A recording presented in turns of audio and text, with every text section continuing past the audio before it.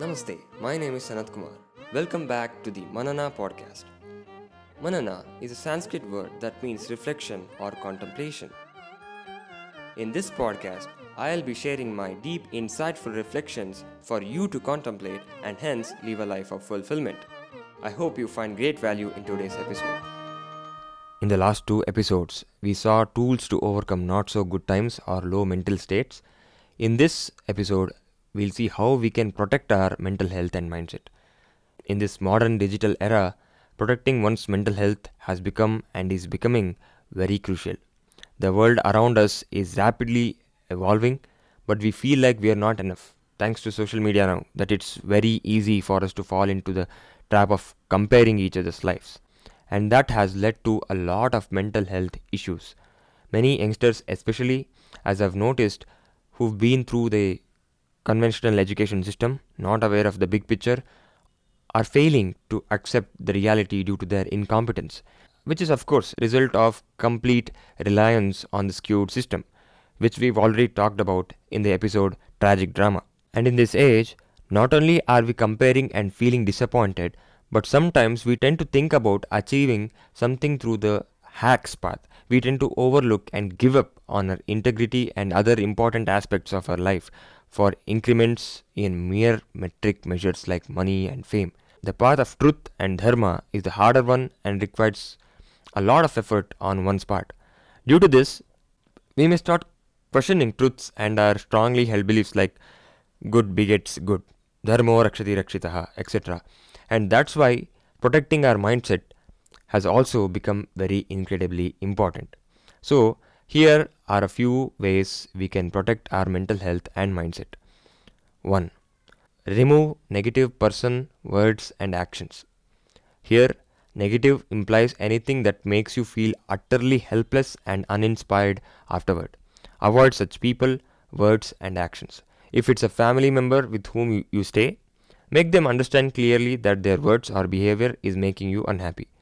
Ask them if your happiness is not their priority. They'll usually say the opposite. Then tell them, if you want me to be happy, please stop doing that. Remember, as Robin Sharma says, you can speak whatever you want as long as it is kind. So make clear to them what brings happiness to you. Be mindful of the words you use in both the conversations with yourself and with others, and beware of actions that are not a conscious choice. 2.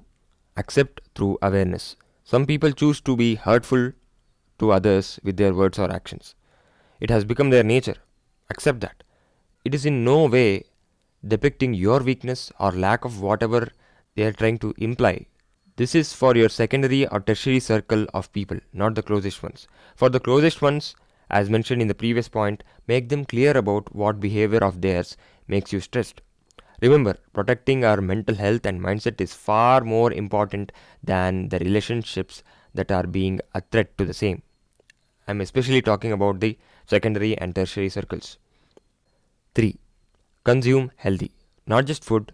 Be mindful and observe what you consume both physically and mentally, because our mind repeats what it consumes.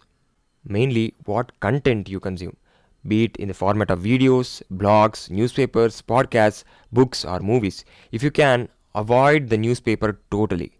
To have context, you can browse the news once a month or so if needed. 4. Remove the comparison environment. Uninstall apps like Instagram.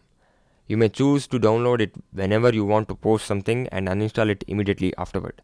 Or if you're an artist, I recommend hiring a social media manager so that you don't ever have to use social media. You may install once a month if you feel like to kill some time. Immediately uninstall after a few minutes or an hour at max. Because especially you as an artist cannot afford to be thinking about how others' lives are way better than yours when you need to be thinking about good thoughts, ideas that lead to great art. Again, protecting our mental health and mindset is far more important than keeping track of the wellness of the people that we know. 5. Know your priorities and which is the wisest choice. Wisdom or fandom. Mental health or whining. Present or future. I believe my book, The Flower of Fulfillment, will help provide clarity as to what aspects are essential to a life of fulfillment. 6. Visit positivity. It may be a person or a place.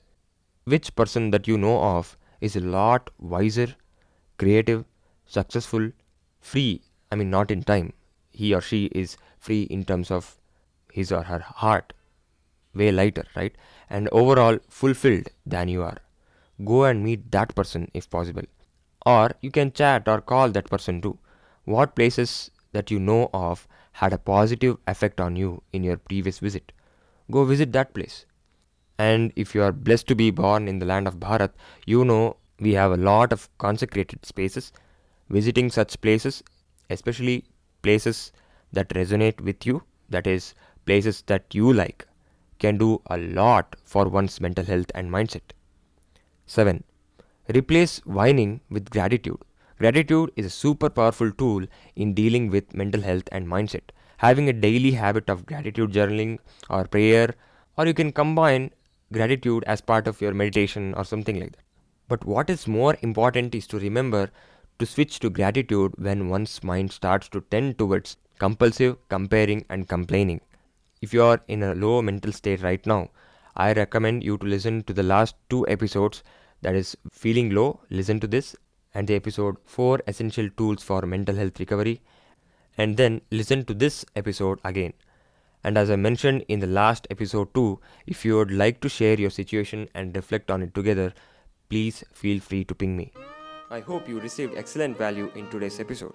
To know more, head over to sanatkumarnabi.com, and if you haven't already, check out my book The Flower of Fulfillment. Thank you for listening, and I wish you have a great day.